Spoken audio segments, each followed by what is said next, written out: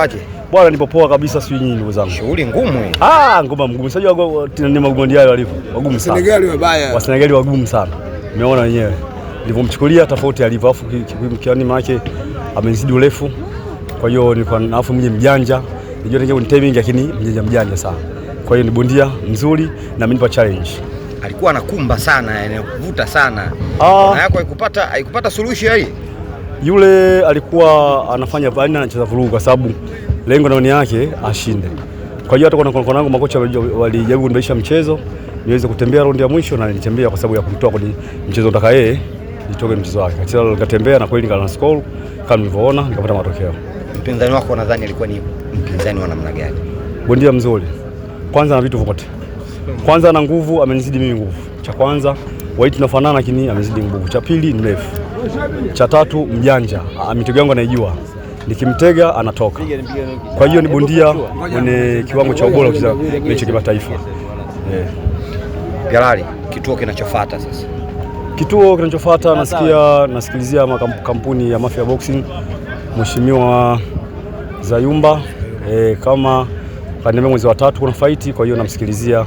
Katiba mwezi wa 3 basi sawa, inshallah Mungu ajalia na Ramadhani kwa shaisha naweza kucheza mwezi wa 5 kwa Duligoli. Idi, tumefunga 2025, tumefungua 2026. Ukiambiwa kwa maneno machache tu, mwaka wa 2025 kwa Idi Pialali ulikuwaje? 2025 kwanza nilikuwa Simba Manzese kuwa bora na Tanzania pia. Na ule mwaka ulioanza sikuwahi kupoteza pambano mpaka mwaka umeisha. Kingine kwamba ilinitoa marafani kwa sababu hata 2025 hata Mafia Boxing vile iliniona na nikashiriki kucheza mechi zao. Kwa hiyo ilikuwa na mwaka wa neema na mpaka sasa hivi nacheza mechi ya Mafia Boxing.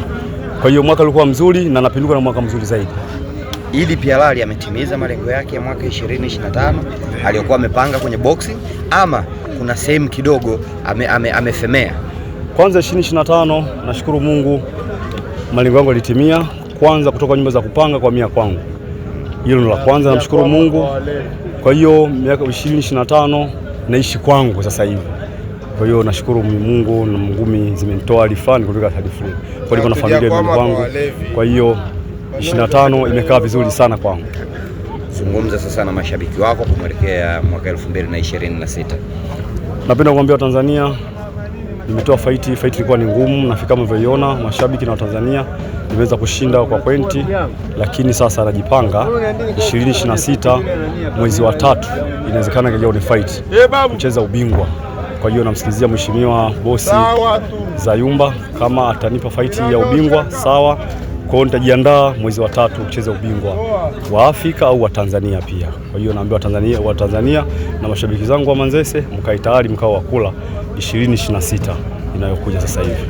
Asante sana. Nashukuru sana.